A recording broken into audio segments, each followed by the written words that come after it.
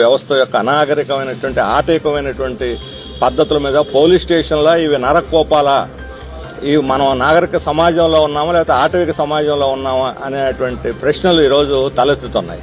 తీసుకొచ్చి rowdy sheeter అనేటువంటి పేరు పెట్టి చిత్రహింసలు పెట్టి చంపేసి ఆ తర్వాత కాల్ చేసి బూడిద చేసి అది కూడా కనపడకుండా చేసి కుటుంబం అందరూ నెల రోజులుగా వాళ్ళు దుఃఖిస్తూ ఇల్లు గడప గడప కోర్టులు పోలీస్ స్టేషన్లు అధికారులు పార్టీలు అందరినీ తిరిగి అయ్యా మాకు కనీసం చనిపోయిన బాడీ ఇవ్వండి లేదా బూడిదన్న ఇవ్వండి, తేదీ చెప్పండి, మేము జనం చేసుకోవాలన్నా సరే కనికరించినటువంటి రీతిలో ఈరోజు ఇంత దుర్మార్గమైనటువంటిది బహుశా సినిమాల్లో కూడా చూస్తుంటాం.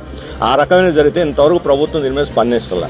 వీఆర్ మీద పంపాం, సస్పెండ్ చేశారు, అవన్నీ ఆ ప్రకటనలు రావడం తప్ప అసలు వాట్ ఈజ్ హ్యాపెనింగ్ యాక్చువల్లీ, ఏం జరిగింది, ఏం జరగబోతున్నది, ఎక్కడున్నాం మనం, ఏ సమాజంలో ఉన్నాం, ఇది ప్రభుత్వం యొక్క వైఫల్యం స్పష్టంగా కనిపిస్తుంది.